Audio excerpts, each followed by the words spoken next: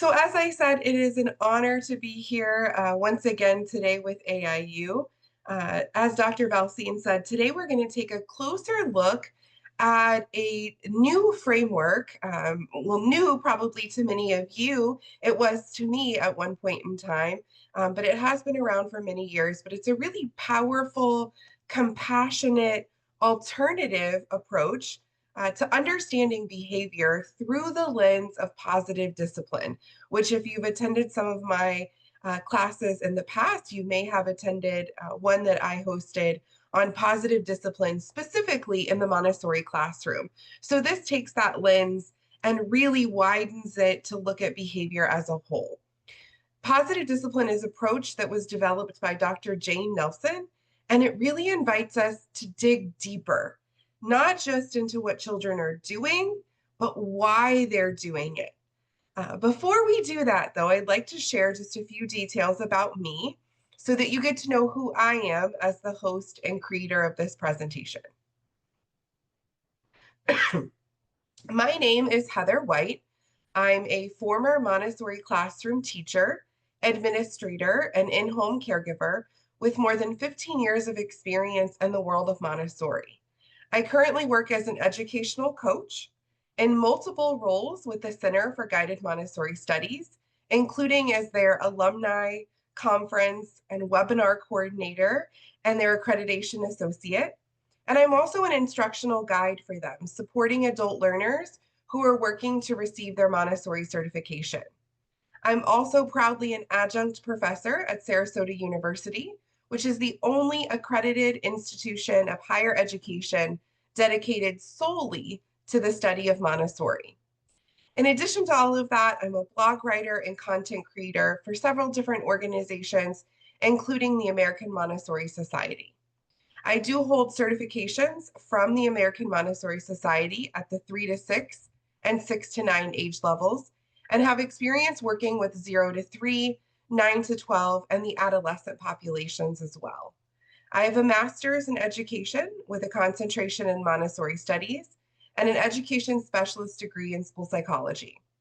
I have an anti-bias, anti-racist certificate from AMS, and I'm also a nationally certified school psychologist and nationally certified Montessori coach. So as we begin our exploration today of looking beyond the behavior, let's take a look at what some of the topics we'll explore will include. We're going to start by discovering the roots of positive discipline, that framework built by Jane Nelson that I was referring to. And then we'll learn how to identify what's known as the belief behind the behavior, which will help us to move from this place of control that so often we find ourselves in as adults to more of a place of support for children. And then finally, we'll use that knowledge along with something known as the mistaken goal chart, which I've shown in a couple previous sessions, so you might be familiar with. It's a powerful tool that was also developed by Dr. Jane Nelson, and it really helps us understand the code that children are speaking in so that we can better understand their needs. As I often do, I'd like to begin with a powerful quote. And this quote is from Rudolf Dreikurs, and he says, "A misbehaving child is a discouraged child." So right from the start, this quote reminds us that we often label misbehavior, and I'm going to put that kind of in those little air quotes there, that what we often refer to as misbehavior may really just be a signal. It's an expression from children of something deeper that's going on inside them. And rather than asking, how do I stop this behavior? We need to try to invite ourselves to ask, why might this child be feeling discouraged? Because as Draker says, if a child is misbehaving, it's often because they're feeling discouraged. And it's this shift in mindset that really lays the foundation for everything that we'll explore together today. Instead of just focusing on correcting a child's behavior, we're going to look at how to understand it, how to support it, and how to guide it through tools like connection, encouragement, and building trust with children.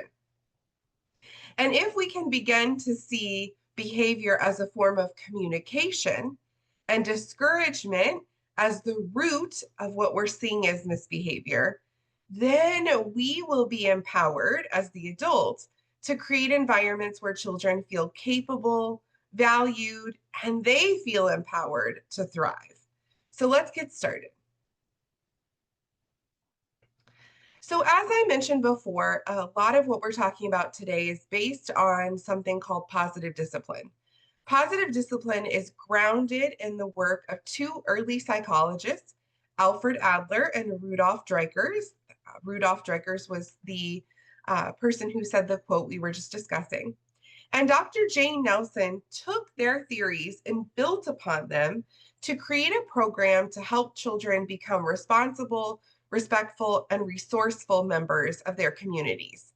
Positive discipline is used by parents, teachers, youth workers, really anyone who cares about building strong relationships with children as a way to positively change their behavior by meeting their needs. A lot of people hear the term positive discipline and think positive parenting, right? Um, Things like not yelling, using a quiet voice, or not spanking, right? Not using corporal punishment. But positive discipline is actually way more than that. It really requires a mindset shift. It's moving from this idea of controlling a child's behavior and moves into teaching, focusing on building connection, nurturing a child's skills, right? This idea that children may be behaving in a certain way because their needs aren't being met or because they lack the skills to behave differently. So it focuses on building their skill set, connecting with them, teaching them alternative ways to behave, right? Or to get their needs met, and really building that sense of trust, right? So it's about this connection. And it's grounded in this belief that children do the best they can with the tools they have. And so that's where that mindset shift comes in, right? We have to believe that children really are doing the very best that they can. And that the reason we're seeing these behaviors are because they either don't have those skills or the tools that they need, or they're feeling discouraged from a lack of connection. And if we change our mindset, then we change the way we respond to the behavior that we're seeing from the child. Dr. Jane Nelson outlines 5 criteria that sets positive discipline apart from other behavior approaches. First, she says that it needs to be both kind and firm at the same time. So we're not going with this idea that children get to do whatever they want, whenever they want, right? Where there are no limits. If any of you have been in a previous session where I talked about Montessori, Montessori is all about freedom within limits. The adult is setting these limits to show that they respect the child, to show that they trust the child to act within these limits. And it's the same idea here with being kind but firm. There are consequences when the rules that we've established are not abided by, right? But we're doing so in a kind and loving way. Positive discipline is also unique in that it focuses on helping children feel that they belong and that they matter, right? It's focused on that connection and that sense of building trust that we've been talking about. It also focuses on a long-term outcome. So we're not just looking at short-term obedience, right? Getting the child to do what we want in the moment. It's focused on this idea of long-term. Does the child have the skills that they need to communicate with others about how they're feeling or what their needs are that are not being met? And in that, the fifth outcome here that we are hoping for with positive discipline is that it teaches essential life skills, encouraging children to not only recognize their capability, but to develop the confidence to use their capability in positive ways. So they're not only engaging with others in a way that allows them to feel empowered to share their needs, but it also gives them the skills to be that person for others, right? So we're empowering children to then step up to be a helper to other children or to their peers of helping them communicate their needs as well. One of the most powerful mindset shifts within positive discipline is this idea that we've briefly mentioned already, is that instead of asking, what do I need to do to get my child to behave? Or what do I need to do to stop this behavior? Instead, we should ask, what does my child need from me to learn how to behave? So again, we're going with this line of thinking that misbehavior is a form of communication. It's a discouraged child's way of asking for connection, belonging, or the tools to get their needs met that they're missing. So we're shifting, what do they need to help them do the right thing, right? Because they're saying to us with their behavior, I'm discouraged, help me. And so what we need to figure out is, what is it that they need help with? What do they not know how to do? Or what is it that they're trying to tell us that's coming through as a coded message, which we're going to dive more into in just a moment. Positive discipline then teaches that there is this belief behind every single behavior. We're going to talk about it in just a moment as a coded message, right? But what we want to do is try to stop and figure out what the child is telling us beneath the behavior. So if we only try to stop the behavior, right, which is what our focus typically is as the adult, I want my child to stop misbehaving, or I want the student in my classroom to stop misbehaving. We're just focused on that moment on obedience, stopping the misbehavior. But if we do that without addressing the child's belief, right, this message that lies behind or beneath the behavior, then we miss that opportunity for lasting change. We're missing the opportunity to connect with them, to build their confidence, to build their capability, to give them the skills that they will act differently when they feel that same way in the future. For example, here on this screen, we have some images of a younger sibling, right? Either a baby coming or a younger sibling in the picture. So an older sibling, often regresses when a new baby arrives, right? And a lot of times we think that this is just because it's their way of getting attention. And that could be so. But the message that's beneath this behavior, right? The belief that the child has is, my mom loves the baby more than me. My mom loves my younger sibling more than me. Whether that's because you're feeding them more often or their needs are just higher, right? They need to be changed. They're unable to meet their needs at all, and they require you as the parent or caregiver to do so. But what that older sibling is feeling and thinking, right? It's not just a feeling, they're really believing that you, as the parent or caregiver, love the younger child more than them. And their behavior is communicating that message to us, but they're communicating it in a way that's coded. They're not coming out and saying that, right? We have to decode it as the adult. That's our job. We see the behavior, we need to pause and try to figure out what the child is saying to us so that we can decode that message and respond differently. I wanted to take just a moment and sit with this really beautiful reflection in a quote from Chantal Mountford. She says, behavior is not the problem. Our interpretation of it is. Behavior is a mirror, a message, a nervous system, a story that hasn't found words yet. Children are not trying to push our buttons. They're showing us where theirs are.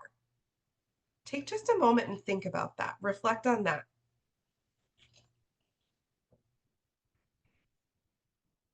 If anything comes to mind for you when you're thinking through this quote, taking a look at it, I'd love for you to add it into the chat.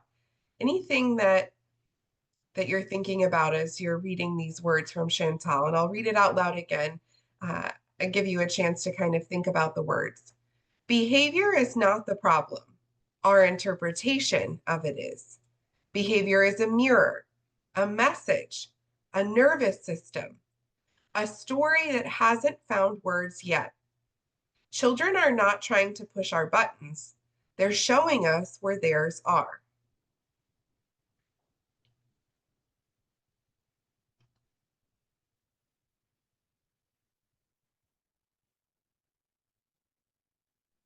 That is indeed a very, very powerful statement. I recall, for example, my experience with the Miami-Dade County public school system, which I left about 5 years ago. And every time I hear those kind of opinions, I have a lot of regret that I didn't deal with my misbehaving students properly. It Mm-hmm. is indeed a fact. The behavior itself is not the problem. That's Mm-hmm. our way of tackling that behavior, our response, our interpretation. That's where the issue lies. And I really regret that I didn't hear those types of statements in the last 30 years when I was a public school teacher. Thank you very Yeah, much. Very beautiful idea. thank you for sharing. And I think that's absolutely accurate, right? That is we feel a lot of guilt, right? But it Yes, is yes, hard. We're hardwired as human beings yes, to respond, right? Our nervous system works in a way that we are led to respond immediately. And it takes a lot of practice and self-control to pause, right? And think about what the child is trying to tell us before we jump in and respond. That's a great point.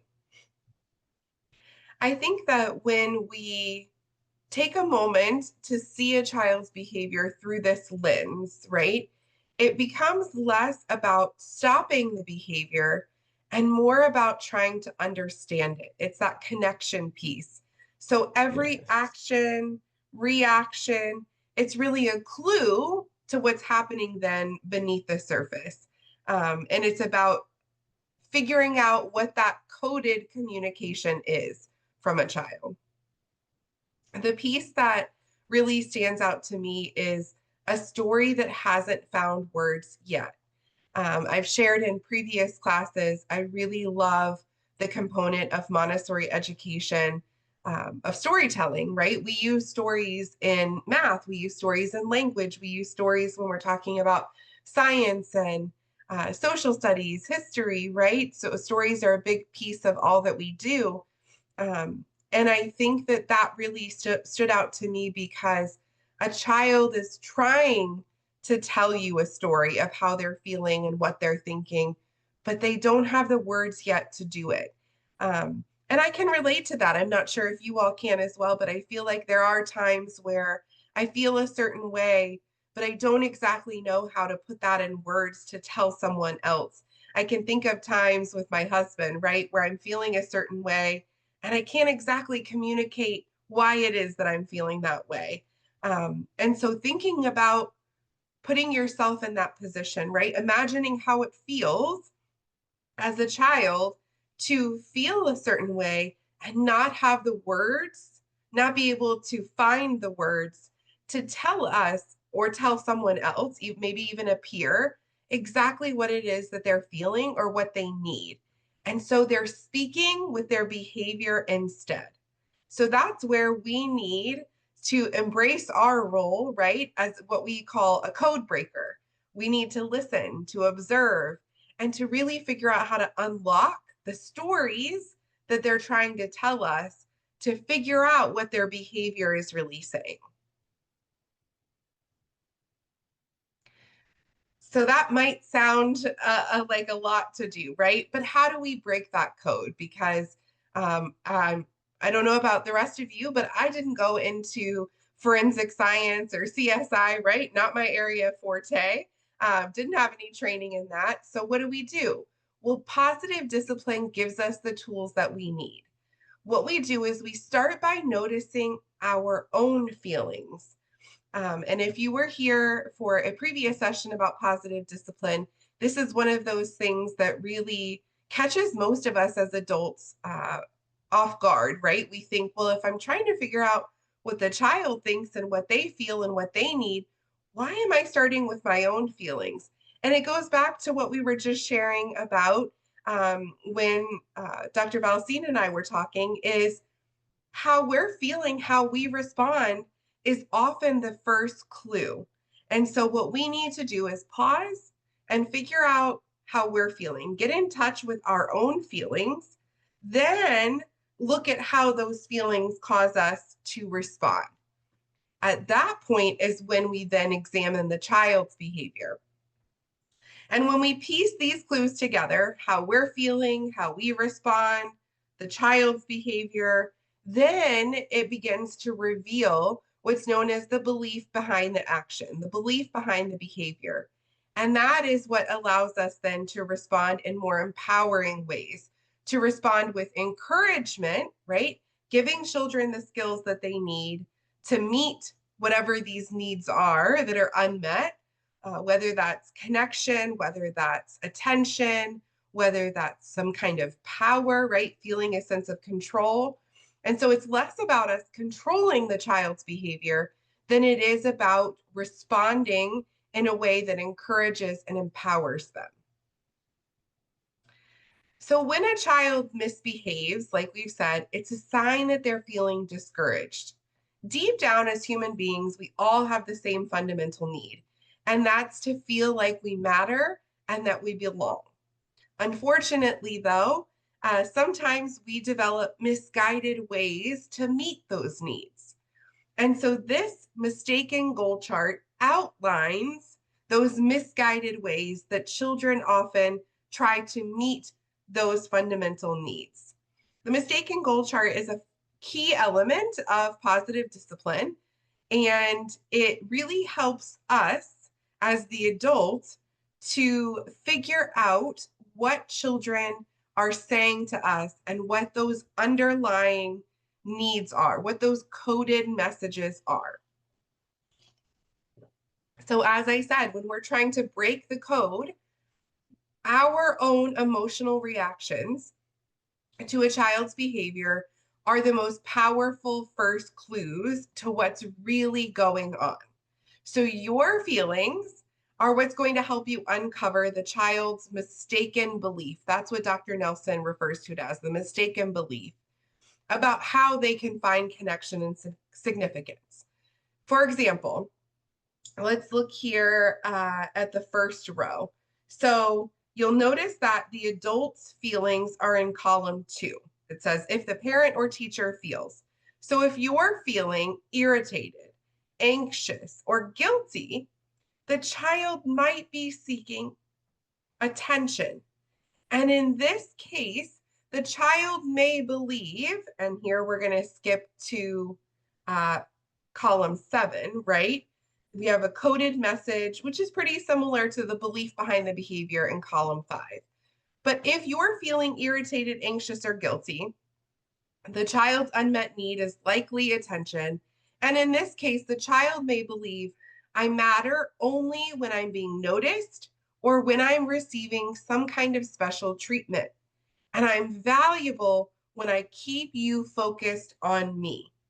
So the reason they're looking for that attention is because they think they only have a sense of significance. They only belong when you're focused on them.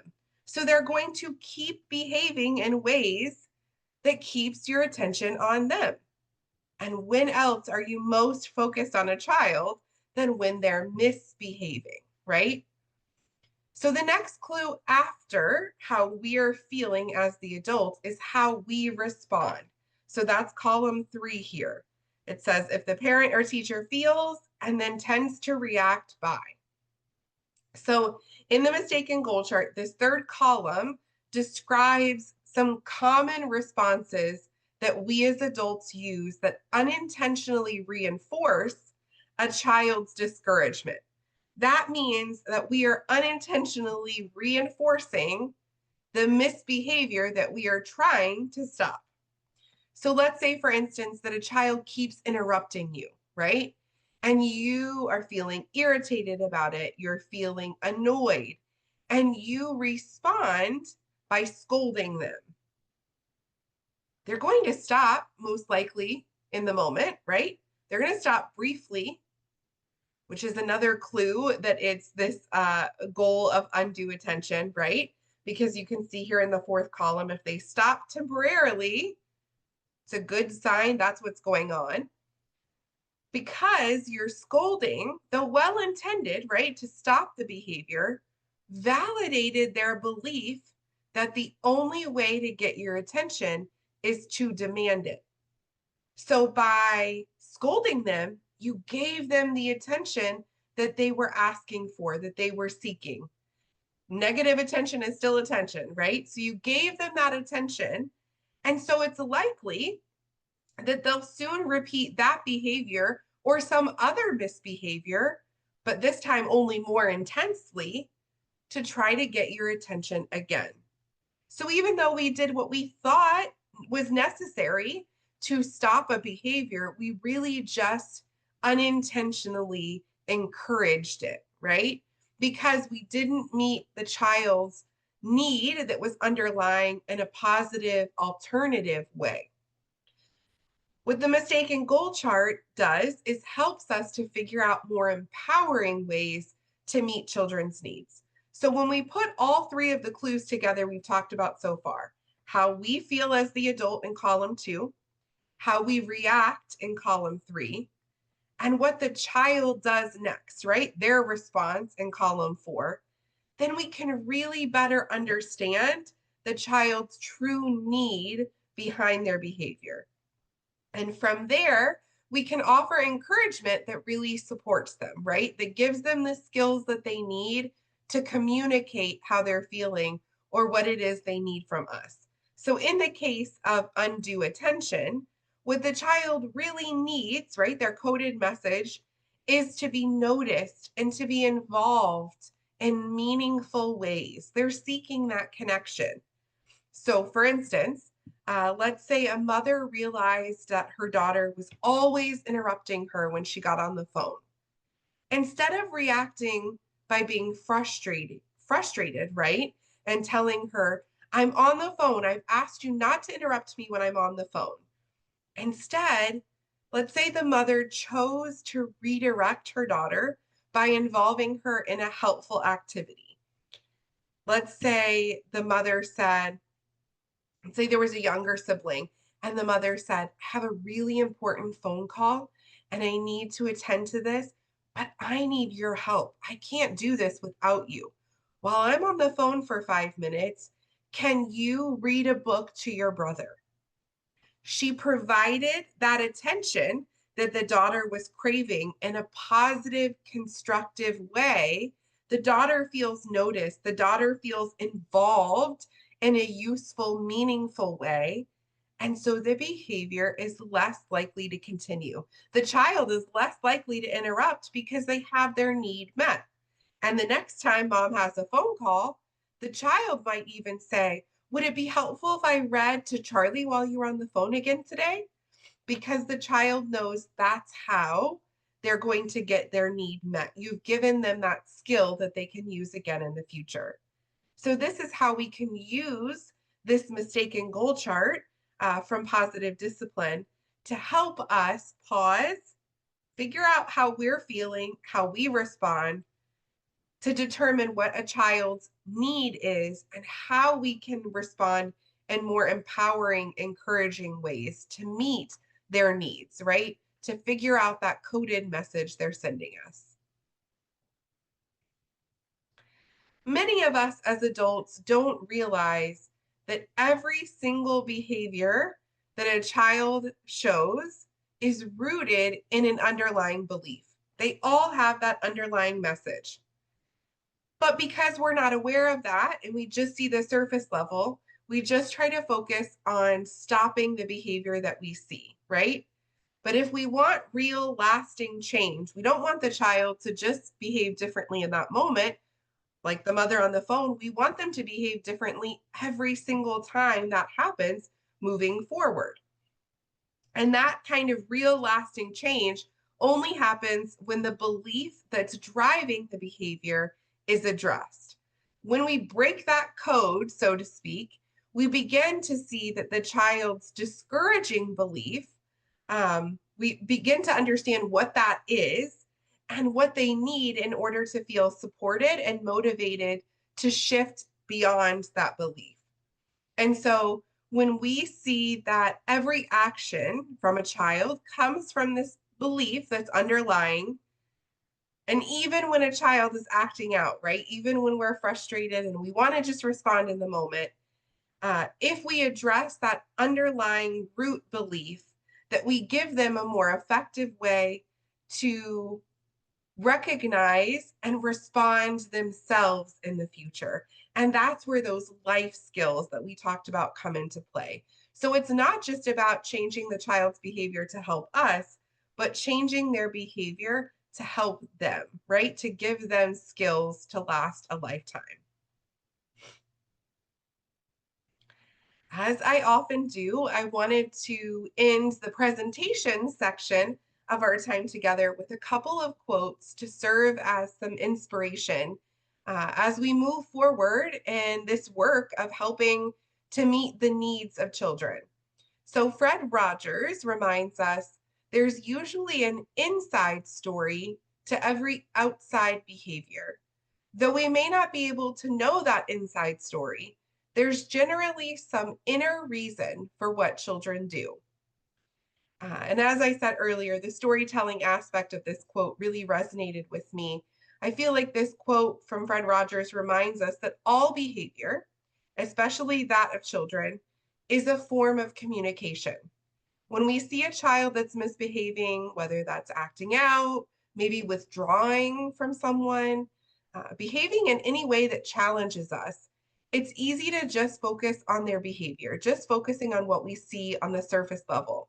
But behind every action, behind those behaviors, is a belief, a feeling, an unmet need. And as adults, it's essential that we shift from asking what's wrong with this child to what is happening within this child. We want to try to figure out that inside story. We don't want to change them. We want to figure out what it is that they need.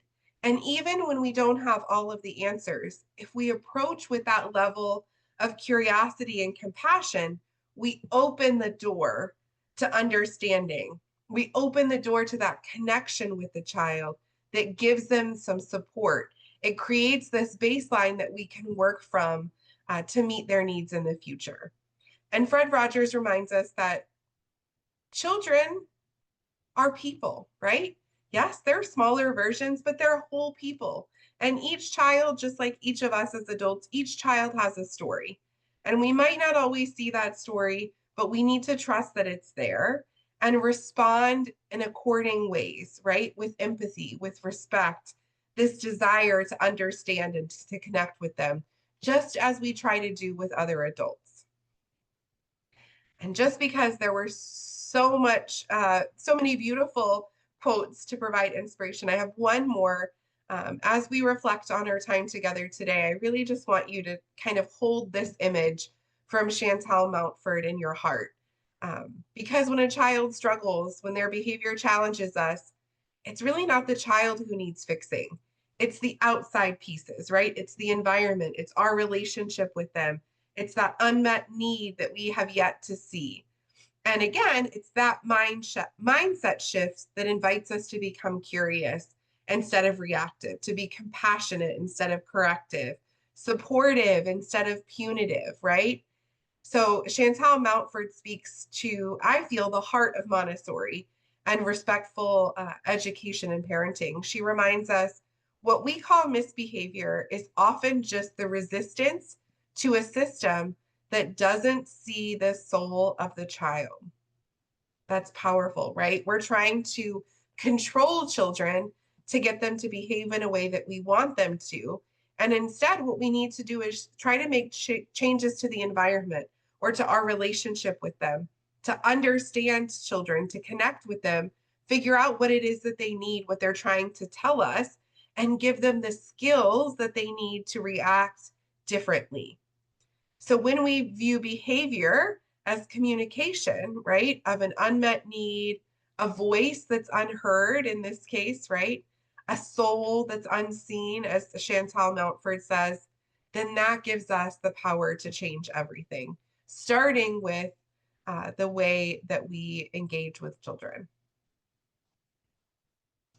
I wanted to point you toward some helpful resources if you're interested in learning more that can help you with this ongoing learning and practical application of positive discipline.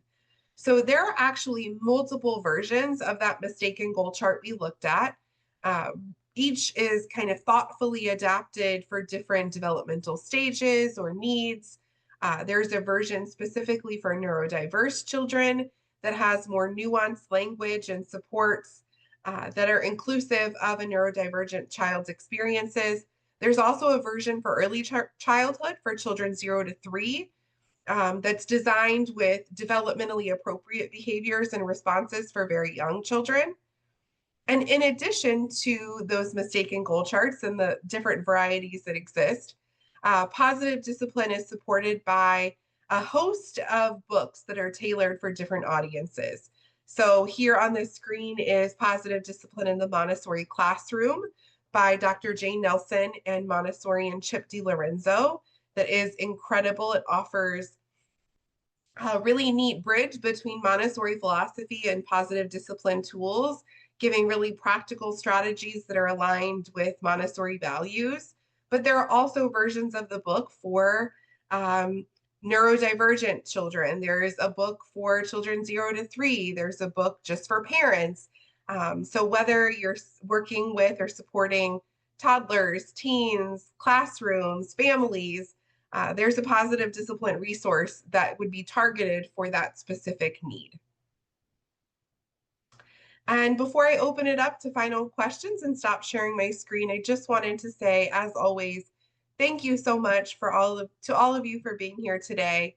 Hopefully you've learned some helpful tips of how to look beyond the behavior and determine a child's unmet needs to really foster that connection and belonging that can not only change our relationship with children, but has the power to change the world as well. Thank you. A big thank you to you as well, Professor Heather White. As usual, ladies and gentlemen, we just got from this outstanding presenter a full package that entails everything we need to better understand that compassionate alternative to positively discipline our children. I always feel very enthusiastic every time I hear you, Miss White. And from the attendance today as well, this is, I believe, the actual response from every one of our participants. On behalf of Atlantic International University, thank you again very, very much.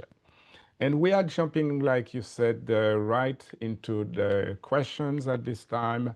And we are beginning with Abdullahi Ibrahim. Abdullahi, if you are ready, we are ready. Go ahead, please, and ask your question. Thank you, Professor. And You're very let me welcome. also congratulate the professor who provided us a very interesting topic. And I wanted only to ask one question.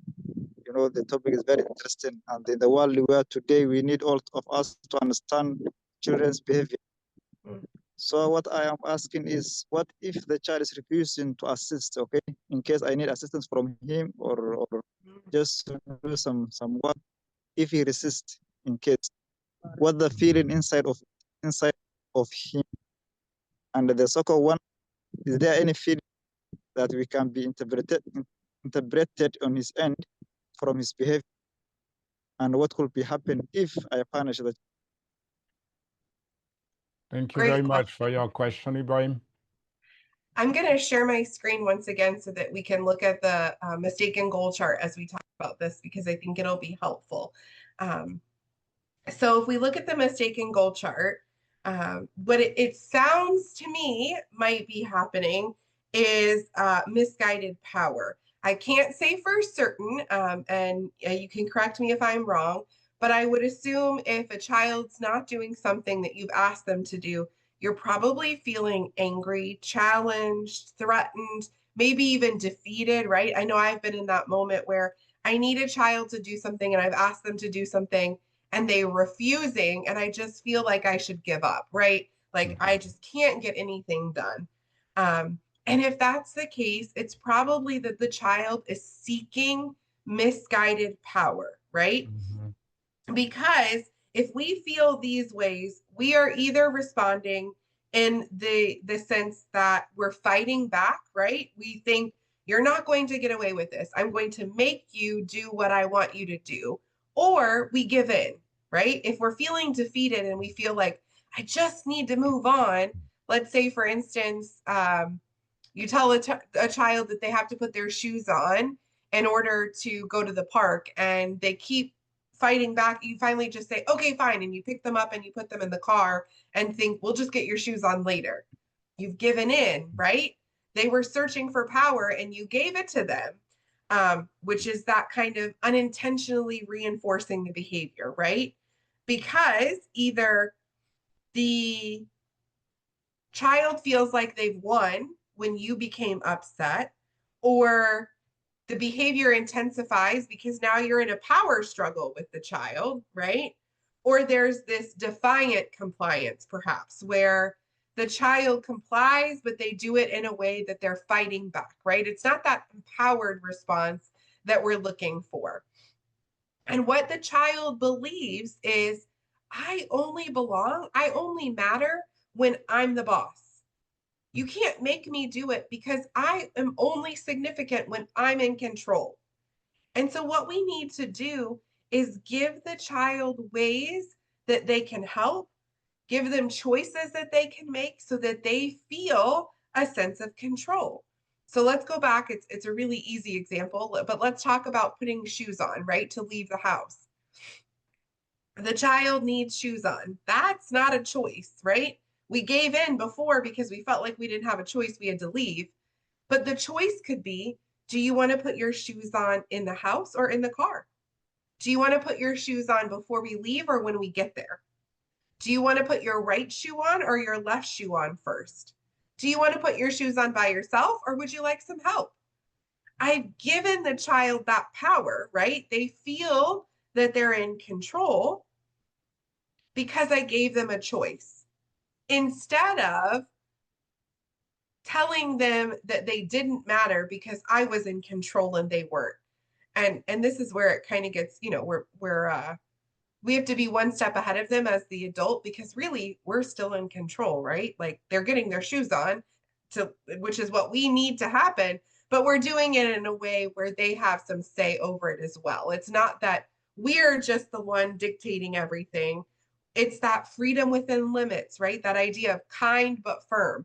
Firm is, this is what's going to happen, and kind is, but would you like it this way or would you like it this way? So that we're kind of partners rather than I'm telling you what to do and you don't matter because you don't get to decide any of these things at all. Let me stop my share.